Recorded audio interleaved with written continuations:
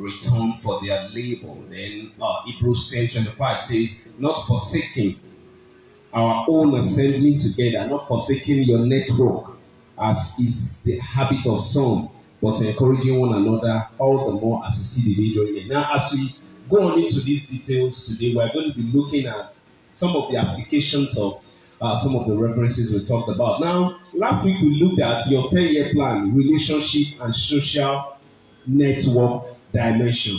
Relationship and social network dimension. Like we said earlier on, that when it comes to our 10-year plan, there are different dimensions to it.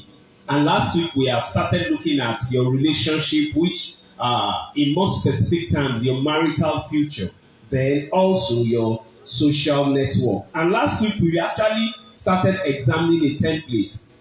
We started examining a template that you can use to evaluate, to project, to plan for the next 10 years. And we decided that let's pick on the date. And one of the date or the major dates we pick on is 14th February 2029. In 14th February 2029, you missed, did you not come? 14th February 2029, you'll have gotten like 12 children. Okay. If you want to, you could decide to build a football team in your house. Okay. Now, we're just looking at that as a date you are looking forward to for the next 10 years. Since we started the series in January, so we decided to stay with 14th February 2029. Now, one of the templates we look at is we encourage ourselves, think about where you are now. Do a very sincere self-evaluation about where you are now. With respect to marriage and everything related, where are you now?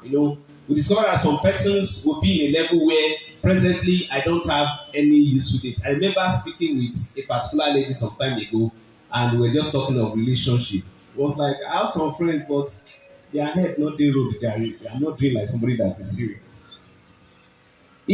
That person has done a sincere evaluation that yes, I have some persons that are asking me out, but I know they are not the kind of person I can get married to. There are some persons you could do a self-evaluation and discover that, okay, it seems repeatedly I have had heartbreaks. So probably I need to press some brakes to be able to evaluate why is this happening. Is it something from me, or is it that I'm meeting the wrong persons? You could put yourself in a very funny social circle that you keep meeting the wrong persons. When the Bible says that he that findeth a wife find a good thing and obtain favor from God. Now, who you find sometimes is a function of the social circle you keep around yourself.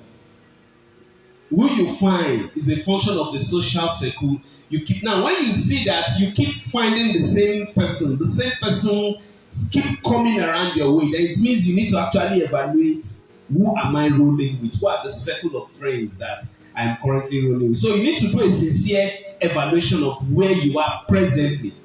If you are at a stage that you know that you don't have anybody, tell yourself the truth. I know I don't have anybody. That is where I am presently. Then you need to also visualize in 14th February 2029 with respect to your marital future. And when you visualize this, you need to now have major milestones. It's not enough to say in February 14, 2029, I want to be happily married. You need to step back and ask yourself, what are the milestones? Preferably, I would say, what are the yearly milestones you have? And these are some of the things that we are going to examine today. Pay attention to your purpose in life as you take this step.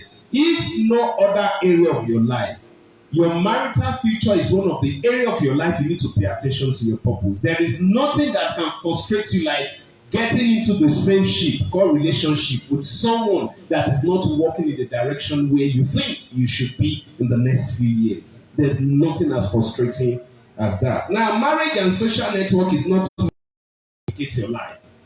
And that's why I tell people this. If you get into a relationship and things are getting complicated, you need to go back and unwind and find out, is there any step I've taken I'm not supposed to take? God is the author of marriage. Relationship leads to marriage. Now, when your life is already getting complicated with relationship, then what will happen by the time you get to the real deal, the marriage? And God that created the marriage, He created the marriage to make our life better, not bitter. Now, forget about the fact that some persons they paint a picture. I remember interacting with some persons from they are Christians but from a particular denominational background. And the picture that is painted is when you are going to accept the will of God, it's going to be frustrating to you. It's, and this lady was talking about marriage. She was like, she kept crying, God, I don't want him. And God said, he's the one. Oh my God, have mercy on me. I surrender to your will. It's painted as if I am signing up for a life of suffering because I am accepting the will of God. I am signing up. No. When it comes to marriage and the will of God, anything that does not make your life better, any relationship that does not improve your quality of life, you should check. There's a very strong evidence that you have misused. Now, it's important to take note of this. God, the author of marriage, created marriage to improve the quality of life. That's why when God looks at man, God says, it is not good for man to be alone. I want to improve his quality of life. And he sent a woman into his life. And that's why I don't buy into the idea of people referring to women as necessary evil. It is not scriptural. God found out that the life of the man was not moving on well. That is when he introduced the woman into his life. And that's why for ladies, always ask yourself, when you get it, not even before marriage, when you get into a relationship, one of the questions you need to ask yourself is, how can I make his life better? What are the things with respect to this man that I know that yes, he can improve on? And begin to position yourself in a way to make his life better. Because the purpose why God sent you into his life is to make his life better. So it's very important for both parties to realize the purpose of marriage is to increase the quality of life we live. It's not meant to make our life complicated. It is meant to make our life easier and make you a happier person and also expand your global impact. We are going to get into some very sensitive issues. It is meant to also expand your global impact. And I'm going to go ahead because we are going to dwell more on some of these things in the course of our discussion this morning. Now, this should be factored into the choice of the person and the kind of marriage you want to be. And that's why before marriage, there is relationship. Before marriage, there is relationship. And the period of the relationship is meant for you to find out, will this actually work out? I always tell people that sometimes, because we are human, although some very spiritual persons forget the fact that they are human. Because we are human, sometimes we make mistakes. Sometimes you see somebody and the kind of physical attraction you had for the person will make you to feel that I think God is leading me. I have met wonderful, very spiritual guys that, there are some things that as a leader I don't joke with. If Satan comes to my office and tell me, Mr. Matthew, I think God is leading me to this particular person. You have shut me up. The best I will just be doing is to be advising you. Take note of it. When God has led you, who am I to unlead you? That's the truth. If God has led you, who am I to unlead you? So the best I will just ask you to be doing is pay attention to this, pay attention to this, pay attention to this. There was a friend once that I was in worry then. Just met this particular lady, was sharing conviction, the sign. Hey, see powerful signals, powerful sign. In fact, inside my mind, they are married already. So I was like, it's all right. This thing you have talked about, very compelling. Me said I've not seen the type before. Just watch out and pay attention. Do you know that before the end of the year, that particular year, which is like 6-7 months afterwards, it was like, that thing I told you, I don't think God was leading me. I think I was leading myself. So you find out that it's just very important to pay some close attention into who is the kind of person you eventually make a choice to spend the rest of your life with. And one of the questions we ask ourselves is this: if you knew that you could not fail at creating the kind of marriage you desire or creating the kind of, what will it be like? Now, for social network, we painted some scenarios last week. Is it the kind of social network you want that, like we gave an example last week that you could just say, probably when you are in Nigeria, doing anything in Nigeria, or you are in any other part of the world, and you can say, just make arrangement with your kids to go and spend some holidays with the family of Cynthia in Canada. Oh, she's happy. I'm going to be in Canada. Okay, now what we're just trying to say is, what is the kind of social network you desire to have around you?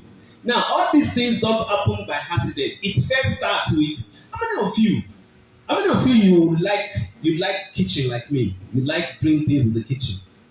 How many of you like doing things in the kitchen? Now, how many of you would take note of this? You are trying a recipe. There is a way you want it to look like.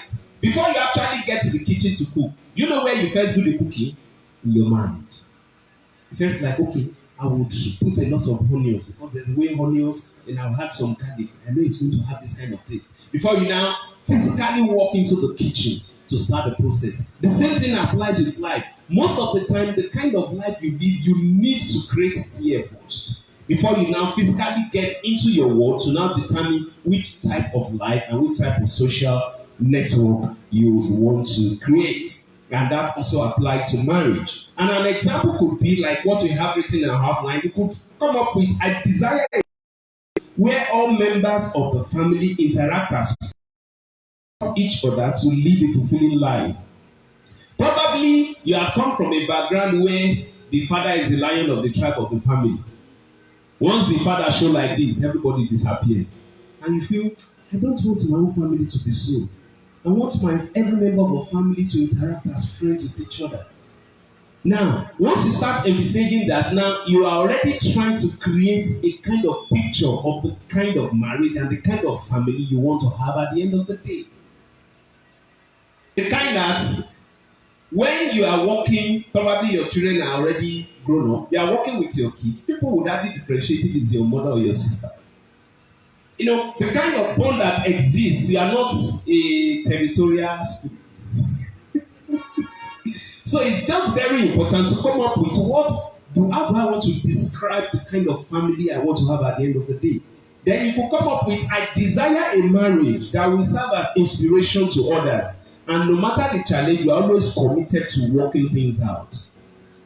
Great marriages don't just happen. I was discussing with my friend that came from Warri when I was seeing her up this morning. Great marriages don't just happen. Most of the time, a lot of us, we think that great marriages happen by default and you just become romantic. And I always say this, that the challenge we also have sometimes is some of the married person don't come out to say the truth. Great marriages require great work. Great work. Great marriages don't just happen. It requires great work. And you would decide that in this marriage you are going to be committed to working it out. Now, the challenge we have in our present days is most people put a lot of plan into the wedding. In fact, like we discussed some time ago, a lot of people put a lot of plan into engagements now, where they are going to ask, will you marry me? Proposal. In fact, at a time I was amazed at the effort a lot of persons put into proposal, as if the proposal is even the marriage. Seriously, the effort they put into the proposal, to the extent that some persons will now tell the guy, oh yeah, ask if I will marry you. That you know that everything you are doing, you are just doing it for show. You are just doing it for show. There is no sincerity. There was a movie like that. I'm trying to remember that the girl had to organize, even though the guy was not interested, the girl had to organize. What's that movie?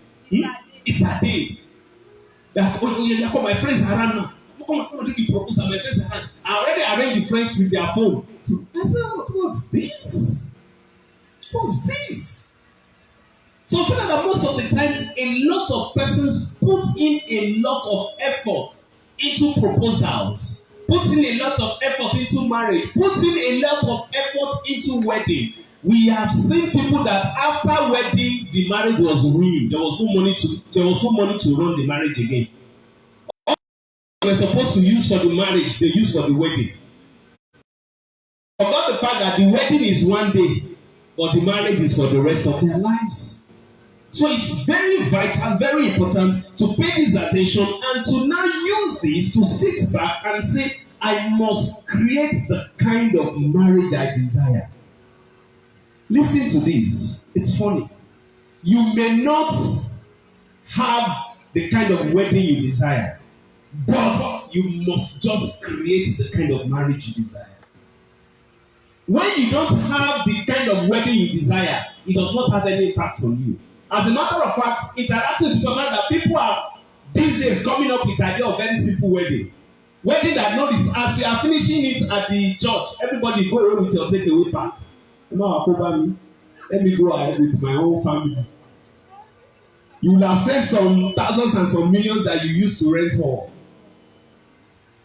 And at the end of the day, they put in so much into the wedding that marriage. While I was at Ibadan some few weeks back, somebody was sharing with me of an experience of our own very friend.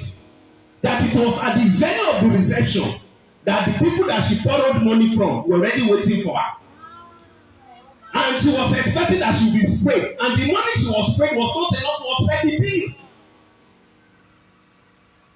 What for? What for? Thank you.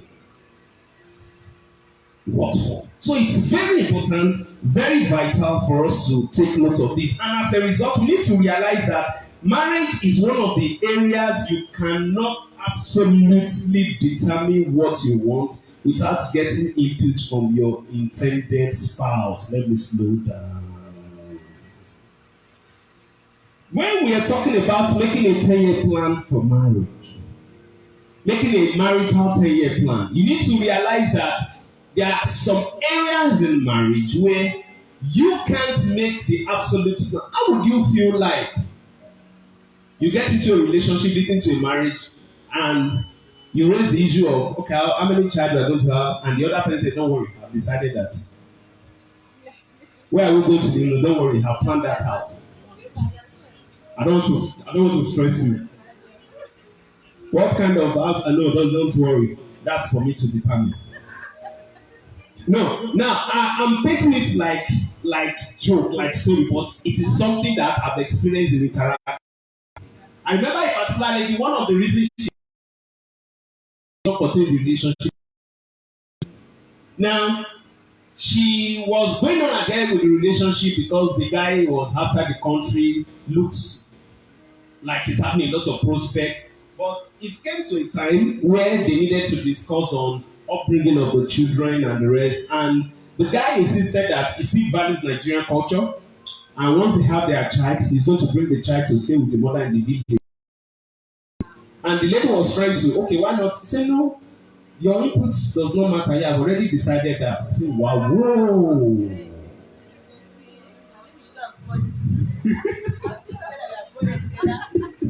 Wow, whoa. Now, you discover that in reality, there are some things you can't just plan out just on your own. Yes, it's good to have an idea of what you want, but always remember that the final decision will be made when we sit together and make our decision on things like that. Example, fix the date of their wedding when the other person has not arrived. And when the person arrives, what if the person is not comfortable with it? So it's okay to have period. Okay, this time, this period. But to decide on a particular date is something that could change once the person comes up. It's something that you can't absolutely. Like I'm breaking some persons heart because they are fixed, they are waiting for their birth date. Okay. Then also, like I said, cities you are going to settle in, kids or no kids, and the number of kids. You know, some persons are already deciding. You know, I remember interacting with a guy, and the guy already said, me, I'm just going to have 5. I was like, do you have somebody that you're already dating? That? He said, no, I've decided that before she arrives. Well, whoa, you know, a lot of funny things that needs to be sorted out. Dimensions of projections that we're going to make with respect. with respect to our 10-year plan, with respect to marriage. Now we have a dimension which has to do dialogue with self. Then we have another dimension which has to do with dialogue with prospective spouse in setting out your 10-year plan for your marriage. It is setting out your 10-year plan with respect to your marital future and your social network. Now, it's important to dialogue with yourself. Both of these. Factor that saved the prodigal son was he led to dialogue with himself. He could have not come to that stage if he did not engage in dialogue with himself. And that's what you see in the book of Luke chapter 15, verse 17 to 21. It says, but when he came to himself, he said, he was not speaking to anybody, he was speaking to himself. He said, how many of my father's hired servants have more enough bread?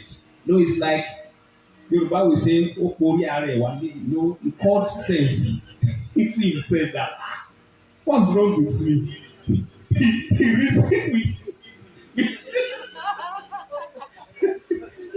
he had to call himself back. Look at me, I'm eating amongst pigs. I can remember my father. Even the servants in my father's house will not eat this way. He just starts reasoning with himself, and in worry expression, say he borrow himself brain. He brain lost before. He can't borrow himself brain. So it's just very important to engage in self-dialogue, especially over your marital and social networking plans. Now, areas to focus on include purpose in life. Now, this keeps coming up. Now, you need to ask yourself, before you even talk about marriage, what is my purpose in life? It's pathetic. It's funny that a lot of persons don't even have an idea of what their purpose is in life. And the greatest discovery you can make is your purpose in life, because every other thing around your 10-year plan dances around this or stands on this. So it's very important to have an idea of what is my purpose in life. By the time you discover your purpose, it's going to affect even your lifestyle. It's going to affect the kind of place you decide to live in. It's going to affect the kind of persons that stays around your social circle. So it's just very important. One of the areas of self-dialogue you need to engage in is, what is my purpose for life? What is my purpose for life? I always use this particular example of a particular pastor that he had a troubled marriage and eventually both of them separated. Now, after I listened to watch this observation, I discovered that the challenge in their marriage came from purpose. Both of them are Christians. Both of them love God, but they have different purpose in life. And the challenge is, and that's one thing I always say, once you discover your purpose in life, as you find out that your heart is doing you turning towards a particular person, one of the things you need to discover is, what is his purpose for life like? What is the direction of what he likes to do? Now, this particular pastor prefers to stay in Nigeria. He feels that this is what he is called into. But yet the wife prefers develop the country. This is somebody that has lived in the US all her life. Initially they were managing, coming, going until, I tell you, there are some persons, and that's why you need to applaud yourself. There are some persons, they can't live in Nigeria for 48 hours. They will just faint. And that's why once we Nigerians, we get out of this place, we shine. Because where we are coming from. Now, at the end of the day, distance came into their marriage, and take note of this. When you are in a relationship, when you are in, especially getting married, all the step that keeps bringing you to,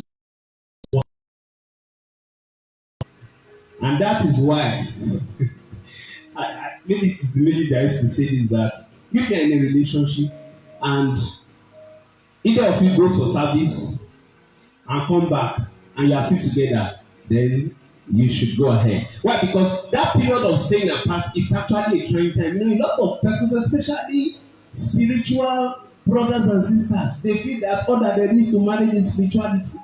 And we keep praying and forget that there are some basic of human interaction that needs to be sustained in marriage, in which if it is absent, nothing will happen no matter how much you pray. So it's very important to engage in self-dialogue. What is my purpose in life? Then you need to ask yourself, which aspect of my 10-year plan will be impacted by the kind of person I get married to? Can I make a suggestion? Either you have, or either you are in a relationship, or you are not yet in a relationship. Please get the outline of last week and the outline of this week. Put it together into an envelope and address the envelope to my future spouse. And once you discover the person, give him and let him go and study what you had last week and what you had this week. I tell you, if you guide your marriage, your future marriage with what you had last week and what you had this week, it's going to increase your chance of success in marriage so much. So going to increase it. Very, very essential.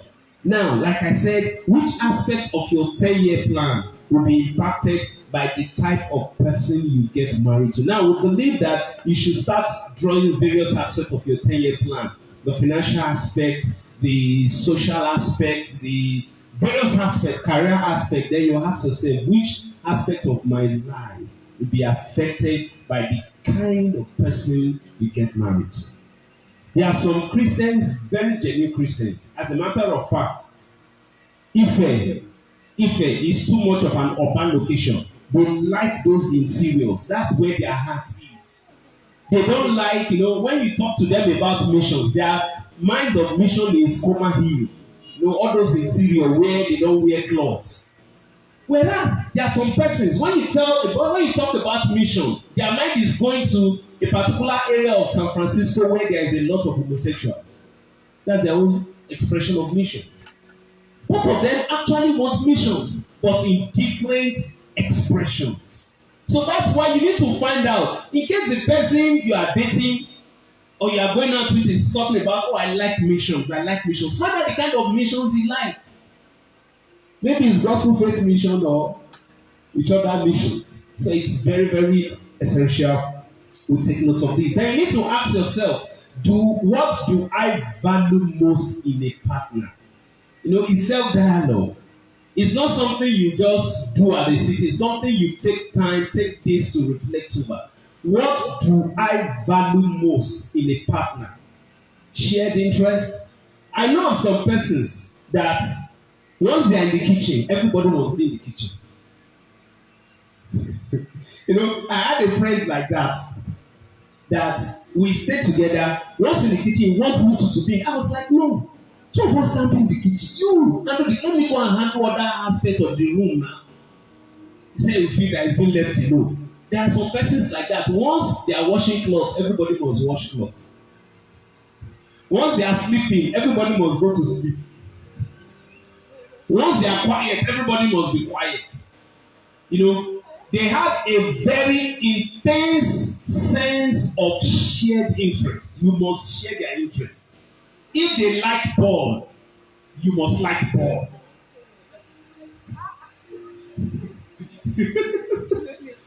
So you need to ask yourself, am I a kind of person that I value shared interest? Will it be okay with me if my spouse goes out to watch football and may I decide to go to the movies with my friends? I've interacted and I've seen a lot of persons that some persons have the view and the feel that as husband and wife, you must always be together. You must always be together. Well, there's a side to it, there's another side to it. But you need to ask yourself, how much do I value interest? Then also, how much do I value career? Now, take notes. There is no right or wrong approach. But you just need to find out which approach do I value. If you are a kind of person, you value career so much, and you discover that this person that you are going out with, or let me say like a female now, she is just satisfied to be a full-time.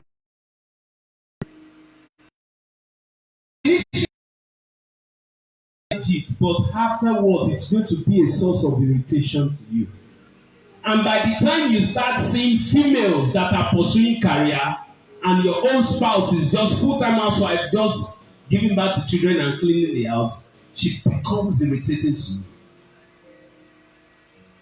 And before you know, issues start coming up. But the challenge is never paid attention to that factor about career. Do I value career so much? Right from when I was undergraduate, I knew that I cannot marry somebody that does not go to school, that did not read, or somebody that is not intelligent. She's intelligent. Now, take note of this. There are some things you know ahead, like we were saying yesterday. There are some things you know ahead that you should not be a prayer point on your list. I remember this particular day, while we were in school. Yes, she's in school, but I'm sorry, some persons are in school, but they are not in school. At the end of the day, I was going to a particular place to pray, and I heard a voice praying. Our school is not a big school, you almost know everybody. And I heard a voice praying, and something was like, "That's a wife." Immediately I responded, "It is not possible. Only work is not possible." Because I know a kind of person that we don't flow on the same mental level. I like something mentally stimulating. I like somebody to be able to stimulate me mentally. There's nothing to stimulate in this particular person mentally. So at the end of the day, it was not even a prayer point that it's like I had a voice. I want to go and consider. There's no consideration anywhere. It's not a prayer point. It's not a thinking point there. And that's why it's important to be able to sit back and ask yourself, is career something I value? Or probably you are someone that you value, somebody who is just staying at home. The person doesn't like going out. The person can be at home, just stay at home. The person is satisfied. If it's that kind of person, that kind of thing, to ask yourself, what preparation can I make to become the best husband or the best wife for my spouse? Now, if you have a 10-year plan with respect to already designing the kind of marriage you want, you need to be able to sit back and say, okay, this year I want to learn, or I want to expose myself into how to be able to understand this aspect of mine. Now, take note.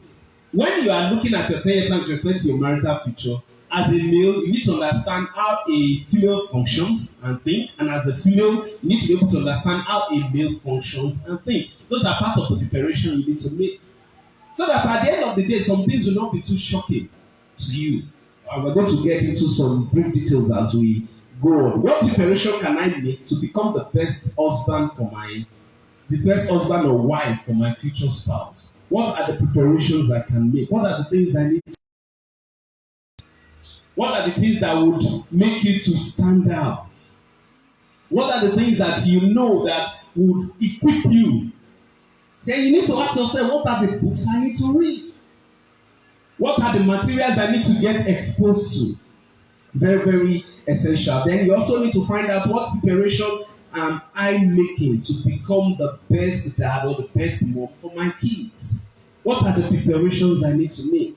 Sometimes the preparation could actually be providing a financial safe net ahead. Providing a financial safe net ahead. Sometimes, yes, everybody have their decisions to make. But sometimes when I see the rates, the velocity, and the frequency that some persons use to give birth, I always ask myself, do they really plan for these children? Do they really plan for these children? Now, because our parents, there's this saying that it's God that takes care of children.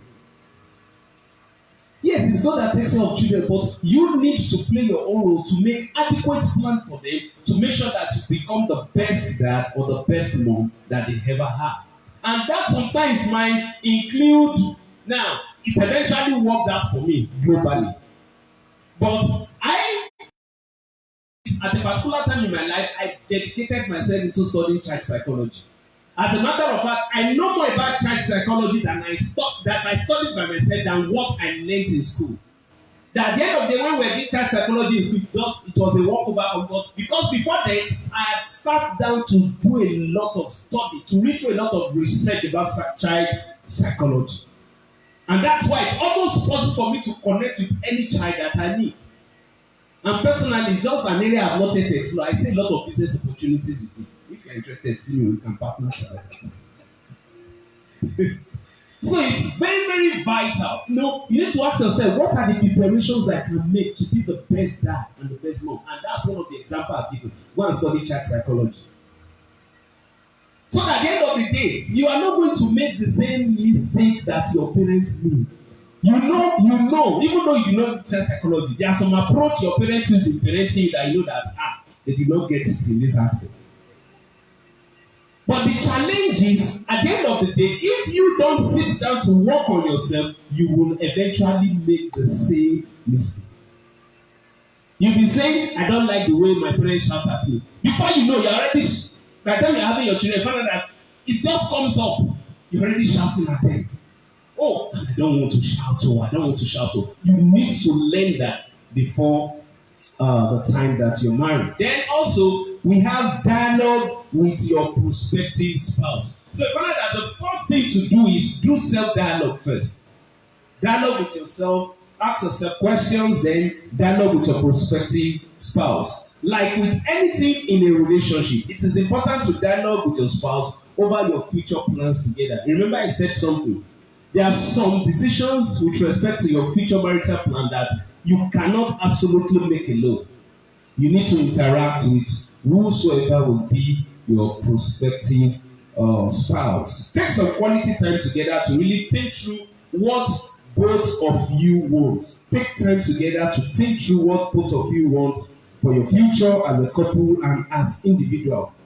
Give each other space to share thoughts, feelings, and aspirations. Now, if you find yourself in a relationship with someone that don't allow you to share your thoughts, that don't allow you to share your views, that is a deep red light. Like the example I gave, someone that feels that probably as a lady, you don't have any view to share. You don't have any view to share. It's important to take note of that and see that as a red light. Give each other space to share thoughts, feelings, and aspiration. Ask questions of one another. You know, sometimes when I ask people that are in a relationship, when I ask, okay, what are things you discuss about? And discover that sometimes what is being discussed does not even have any depth. And this will give some guidelines into some of the things that should come up in your discussion. Share your future goals and aspirations with each other. Now, when you are doing this, now because, take note of this, because you are in a relationship does not mean you must marry. When you are sharing your future goals and ambitions together, you will begin to realize, okay, we are going to have a lot of things bringing us together. Or you begin to realize, okay, we are going to have a lot of things tearing us apart. Now, be aware of the temptation of, you know what is in the future for you. You know what your future looks like. But at the end of the day, you discover that this particular person you are going out with, you are way apart with respect to where you want to be in the next 10 years. There's this temptation of, okay, we'll manage it. Okay, I will edit my own. Let me tell you, what is inside of you like a passion, you can't keep it quiet for life. A time is going to come, it's going to spring up again. You know, over time, I look through things that I write with respect to projects. I just discovered that I'm just in a circle. When I mean a circle, it's the same thing that keeps coming up. You know, first we had what is called OGREM, Holy Ghost Revival Movement from PTI. Then after OGREM, we had something. Life resources. We had our office then at Mayfair Shopping Complex. And from Life Resources, we have Life Ports. And by the time I look through the project you have been doing, it's just the same thing. Listen, when you have a passion, it will keep coming up. You can't kill it, you can't silence it. It will keep coming up. You just find that it will come up in different names, in different color, but you just find that it's just the same thing that you are doing. So don't, because you have seen somebody that you have agreed to be married to, however, in discussing your future aspirations and future goals, you discover that you are miles apart. Don't say, I would manage it. Don't say, we'll look for a way to work it out. Even though I'm a kind of person, I like to go to the village, and you are a kind of person, you always like to go to the developed countries. We can always work it out. You know that you are miles and distance apart. Very important to take note of that. Share your thoughts, share your future goals, share your future aspiration with each other. Then you also need to find out from each other, what would you like to accomplish together and individually. Now you need to bring up issues in your life that you know before now you have done your own self-dialogue. You have an idea of where your future is running into, and please take notes. I want to say this very carefully, especially for females. Marriage is not meant to deprive you of your individuality. Marriage is not meant to deprive you of your person, your personality. With or without marriage, your person, your personality, your individuality should still retain itself. That does not mean everything is lost. So it's very important to ask yourself, what are the things that I think we need to do together and things we need to carry out individually? What would you like to accomplish together and what would you like to accomplish individually? There are some things, there are some business, especially if you, I want to be careful around this. If you have already established certain things before you're married, some things are already running. How many of you, very good, maybe we would even have a time to periodically show this particular series, Skinny Girls in Transit. How many of you, maybe I'm the only one spiritual person here. Now, Skinny Girls in Transit is actually a web series. It's a web series of a particular lady that wants to stay in shape. She's on the big side, but she wants to stay in shape, and it's affecting her self-esteem, affecting a number of things. And they are currently in season 6, and they just released episode 2. To tell you, I'm following very close. They just released episode 2. Now, I would encourage you. It's a series you need to follow. If you need from season 1, let me know. I will make an email and get it for you. Now, take note of this. At the end of the day, this particular girl, after everything from season 1, season 5, eventually got married to the something like the manager of the company she works with. And before then, all through this year, she has been hosting a radio show, and the radio show bears her name. Let's assume her name is Tiwa. What's that full name again? Tiwa, is not animation. Tiwa something sharp. But at the end of the day, after marriage, the husband now came up. Don't you think you need to change the name of your radio show since you are now married? Now, forgetting that is already a brand. That is already a brand. And the husband was like, now you are married, don't you think you change the name of the radio show? This is what people have been used to over the last 5 years. And personally, as an individual, if I were to be their relationship coach, those are the things they should have actually handled before marriage. That with respect to this radio show that is a brand name for you, would you retain it? So that at the end of the day, we are not in for surprises. So that's why it's very vital to look at some of these things. Probably you have certain things you've already established in your name before marriage. Would you want it to now be a joint venture after marriage, or you want it to retain its individuality as it were? Now, remember, like I said, there are no wrong or right answers to this, but the most important thing is decide what you want before marriage. Decide what you want before marriage. Listen to me, except to make a choice. It is not compulsory. Before marriage, you had a business, set up a business structure. It's not complete after marriage that you must bring the man into the business. It's not compulsory. It's a decision you have to make that, okay, I want to make you co-owner, or I want the business to run on its own as an individual. I seems a little harsh, but that is the truth. Seriously, you need to just decide, am I bringing him or am I bringing her into this business, or I want the business to maintain its individuality as it were before marriage. Now, these are decisions you need to make that is very, very vital. Very, very vital. It's important. Like I said, would you want to accomplish certain things together or you want to run things individually? Some persons will tell you that the Bible says two will become one. The two that is becoming one is not two businesses becoming one, it's two individuals becoming one. And remember, when you have your business and you register it, you are even separate from the business as it were. You are a separate entity from the business. So don't bring the business into your marriage if you don't want to. It should be a decision both of you would have to make. I know we're going to have a lot of backlashes online with respect to this. Okay, now let's take note of this. You also need to ask yourself, what are your views about various domestic chores and who handles what? As simple as this is, it can cause a lot of friction. So it's part of things you need to settle ahead in the future. What's your view about domestic chores and who handles what?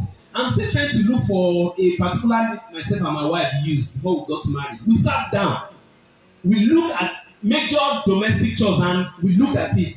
Okay, this, who handles this, who handles this. And today, unconsciously, it has even guided how we run certain things at home. There are some things that I know she handles. There are some things that she knows she handles. There are some things we know that whoever gets there first handles.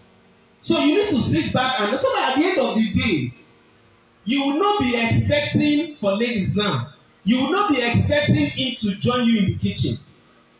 And you know, there are some things you are expecting, you are not saying, and you're like, he should know. He should know. And it's 1 week, it's 1 month, you are just in the kitchen, you know, you are sweating, you are expecting, he should know. And he does not even have an idea that he should come and assist. And you did not even take out time to raise it as, okay, with respect to cooking, whose responsibility? Like, I'm trying to remember where that discussion came up.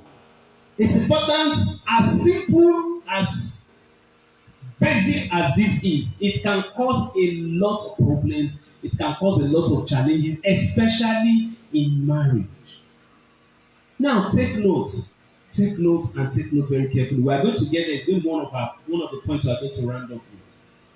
You need to realize some foundational expectation when it comes to marriage, which you cannot in any way compromise.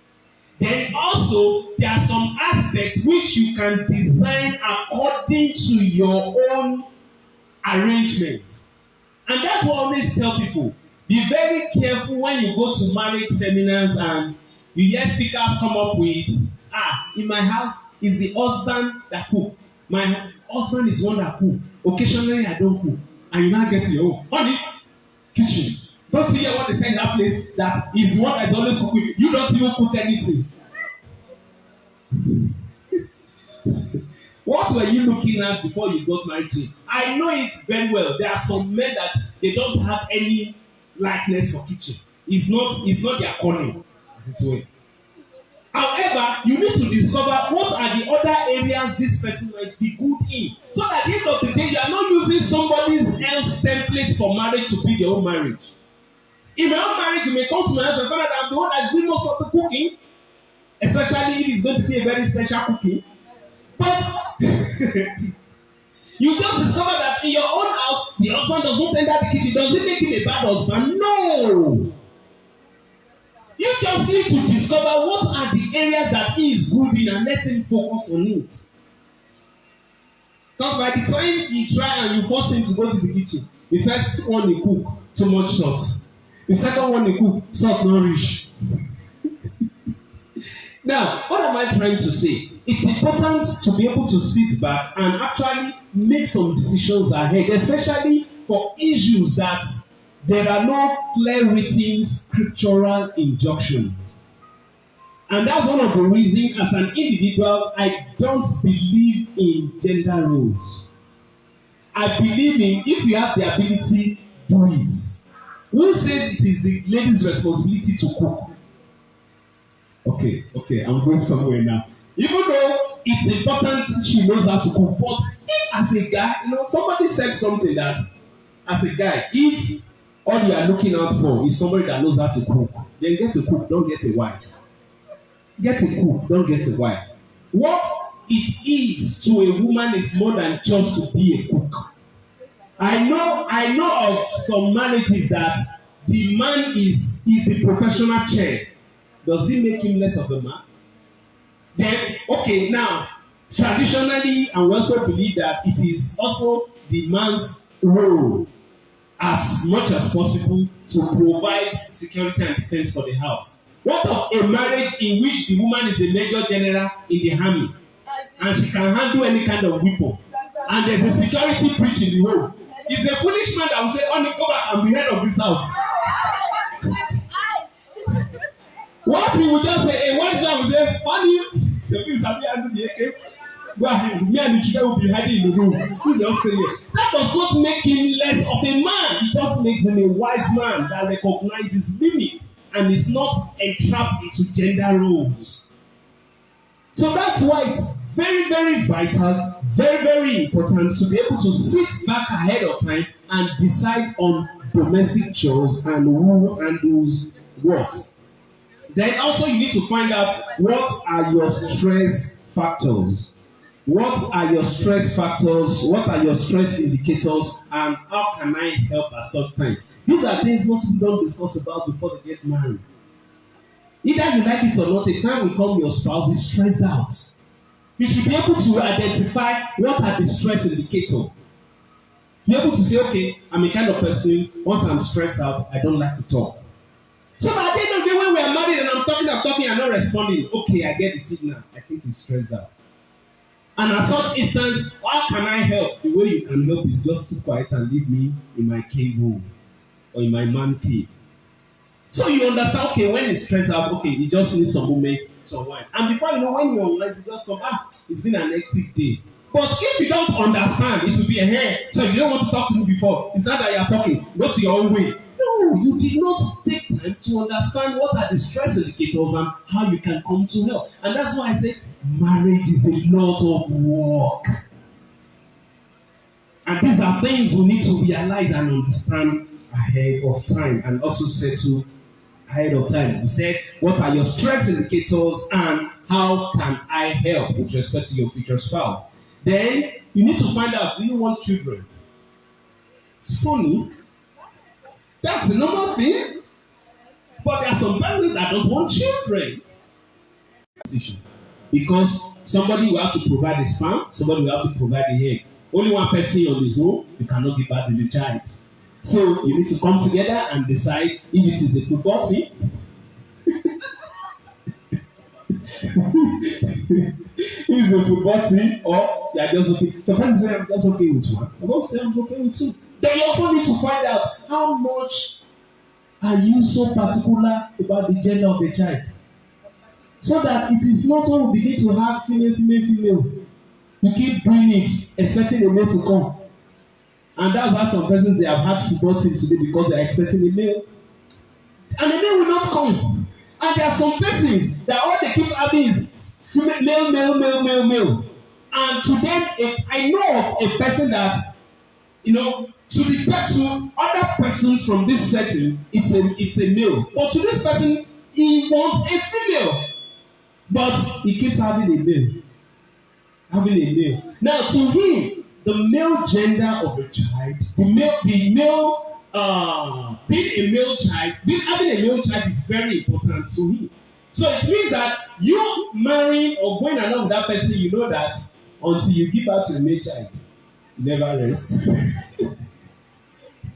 And you know that it's going to be some things that you need to pay attention to as time goes on, which you would need to ask if the gender of the child is a very important factor or just having a child is okay.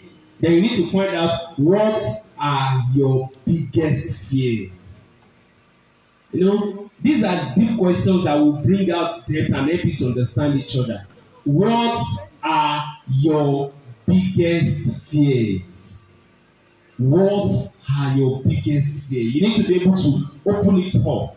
You need to be able to open it up and discuss with him or discuss with her.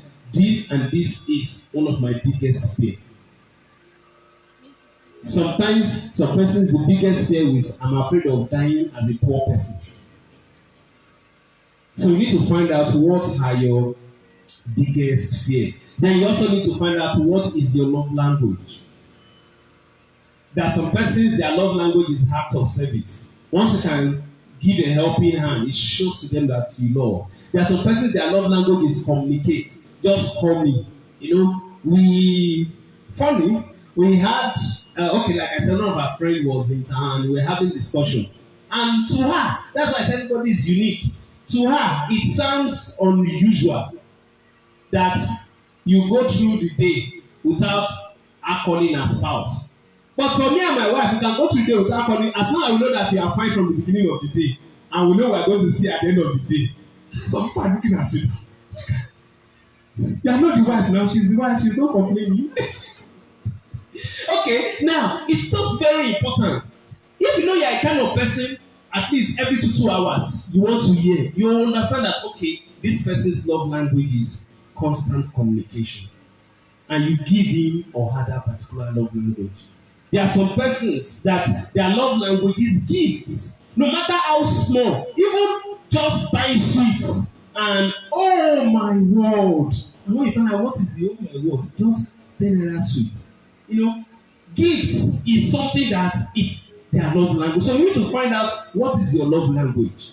So that at the end of the day, I will not just keep saying, I love you, and think I'm communicating with you. You know, I remember one of my friends that before he got married, is this choleric type that does not like to express emotions. And he was made to realize that it's important to express and tell your wife that I love you as much as possible. So many times I would say, what I would just do, I would just record I love you, I love you, I love you, like I said. I would give her, when she wants to hear it, I'll tell her, just play it, to play it. He's a sarcastic guy anyway. Now, it means that he is not a talking person. But the challenge, now take note to balance this up before we move on. The challenge we have as individuals is this. We tend to speak our own love language to our spouse, not paying attention to their own love language. If, for instance, my love language is gifts, I tend to buy more gifts without asking. No. Gift is my own love language. That does not mean it is our own love language. So I need to find out what is our own love language, because it's very natural that I want to speak my own love language. And we almost automatically expect the other person to know without even saying it. So that's why you need to find out and ask yourself, what is his love language? Is it act of service? Is it communication? Is it gifts? Is it touch? You need to find out what it is or love language. Then you need to find out what are your sexual fantasies. I wish we can have a very more mature audience to discuss this. Because as I mean, one of the things that actually got me into sex therapy is because I found out that most of the time these issues are not properly handled. You know, you have things like, don't worry, God will teach you, you understand how to. But you need to actually discuss what are your sexual fantasies, so that you are not going in for a shock after marriage, after the wedding, right? So that you are not in for a shock and the guy say, oh yeah, now you say, what is that? It's not godly. You have to do it the godly way, the other man is style. Let me not go into more depth until we have a closing session. How many of us want us to have a closing session? We're going to have it. Now, it's very important to actually discuss. Cynthia. Okay, it's very important to actually find out what are your sexual fantasies. Now, your sexual fantasies are things that you are actually going to be expecting after the wedding. That is already building up in your mind. And you just discover that to the person that you are getting married to, you find that as disgusting. To the person you are getting married to, you find that as ungodly. And take note, there is nothing like godly or ungodly sexual style. You need to find out what is comfortable for both of you. Let me not talk more than that, because Tosin is looking at me somehow. Okay. Then you also need to find out how can we implement God's model for marriage in our own marriage. Now, this is the point where you cannot compromise. This is the point where you cannot compromise. What is God's model for marriage? And that's why I want to encourage you, please. One of the portions of the scripture you should both study on your own and study with your spouse and ask each other's questions are those ones listed. Genesis chapter 1 verse 27 to 28, Ephesians chapter 5 verse 21 to 33, and 1 Corinthians chapter 7 verse 3 to 10. When you are building the template for your marriage, this contains things that are non-negotiable.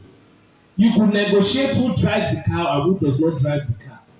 You could negotiate who cooks in the kitchen and who does not cook in the kitchen. But you can't negotiate things that are listed in these particular portions of the scripture. And that's why I'm going to encourage you, if you are going to enjoy marriage the way the person, the God that designed marriage, please go and sit down and study this by yourself, then also with your future spouse. And that's one of the reasons I said you should get this as one of the things you are going to hand over to him or to her when he shows forth, or if he's already available. Now, you also need to find out, is there any challenge you are facing, or you envisage that is difficult for you to talk about. Now, at the first instance, the person may not be able to talk about it, but you have started a thought process to let the person know that he or she can always talk about it. Find out, is there any challenges that you have faced, that you are currently facing, or that you envisage that you are going to face that is difficult for you to talk about. The person might even tell you a no. The person might tell you a yes. The person might not be able to open up at that instance, but be very sure that you have set some balls rolling. The person realizes that, okay, I think I will consider discussing this with this person. It's very important. And let's take note, like it's written on our outline, flexibility is very important. No matter the plans you are making, especially with respect to your relationship and social network, always realize that God could show up at any time and positively upturn. Remember, like we mentioned yesterday, Paul was going to a particular direction to preach. All of a sudden, God told him that that's not where you are going. Turn around and go back to Macedonia. We should be that flexible. We should not say, because I've decided I'm going to marry a tall, light-skinned, and athletic person. And the person that eventually that find out that is working out for you is somebody that probably they would need to use a stool where you are saying you kiss the bride. You say, no, I want a tall person. And the tall person you are having is not containing what you think your prospective spouse should contain. Whereas it is the short person that is containing, but because of the height, there are some things I always say when it comes to marriage relationship, there are some things you should be able to negotiate. Now, bitter truth, you can't get 100% of what you want. You just need to sit and ask yourself, what are my non-negotiable points? What are the points that I cannot negotiate? Then you also need to let yourself realize, what are the points I can negotiate? Individual differences exist. Some persons, they may not be able to negotiate height. Some persons, they may not be able to negotiate skin color. But you just need to find out what are the things I can negotiate and what are the things I cannot negotiate. Now, because of our time, I would encourage you to take note of what are the things that are listed as God's plan for your marriage. What are the things that are listed? And we have 5 listed there. It says God's plan for marriage is to reflect His image. You need to find out, is my marriage reflecting God's image when you are getting married? God's plan for marriage is to raise godly children. God's plan for marriage is to establish and build His kingdom. And God's plan for marriage is companionship. God's plan for married couple is to make new family units. So these are just some additions we need to take note of. But in the summary of everything, remember, self-dialogue and dialogue with your spouse is very, very essential as you make out your 10-year plan, especially with respect to your marital future. Great marriages don't just work, it requires great work. Great marriages don't work by default, it requires efforts from your own side. It's very important to pay attention to this, and it's my prayer that God will help us, especially for those of us that are not yet married, to get into the kind of marriage that will help us to develop global impacts, especially with respect to your 10-year plan. That by the time we are looking, or by the time we get into 14th February 2029, you look back and be able to appreciate God because you have a marriage that has and that is working as a model for every other person that looks up to also get married. Because by the time you're looking at the next 10 years that you're married, if you want to be married, it's not compulsory to be married. If you want to be married, by the time you're looking at the next 10 years, there will be some persons around you too that are single and they will look up to your marriage to be able to decide if I want to be married or not. Like I shared interacting with a particular student some few months ago. Because of the marriage of his own father, he decided I was not going to get married. He felt marriage is a scam. He felt if my father is a pastor, his mother will look up to him, is having a double life, another life to the people in the church, another life to the family at home. What is there to get married? Whereas you should be a kind of person that would make people to desire marriage because they see your marriage as an example of great marriage. Shall bow down our heads to pray. I understand and I know. I understand and I know that most of what we have gone through this morning would require a lot of self-reflection. Will require a lot of self-reflection. I want you to just think through some of these things and pray that Father help me to take steps, especially for points that you know has been challenging to you. You know, there are areas you have talked about. Deep within you know this is the truth, but it is hard. I want you to pray that Holy Spirit help me. Just in a short word, tell God the kind of marital future you desire. Like example we gave, I desire a kind of marriage and a kind of home where everybody relates as friends and help each other to achieve their goals, potential, and fulfill their purpose. Just express it to God. This is the kind of marriage I desire. This is the kind of marriage I want. This is the kind of marriage I desire. Lord, I receive the grace to move in that particular direction, to take the steps I need to take in this direction. In the name of Jesus. Father, we thank you for this morning. Thank you for what you have opened our eyes to, especially in the area of self-dialogue and in the area of dialogue with our prospective spouse. Lord, we pray that you give us the wisdom. We know that it could be challenging, but we know with you all things are possible. We seek the wisdom to pattern our life according to how you want marriage to be in the name of Jesus. Thank you, Father. In Jesus' name we pray.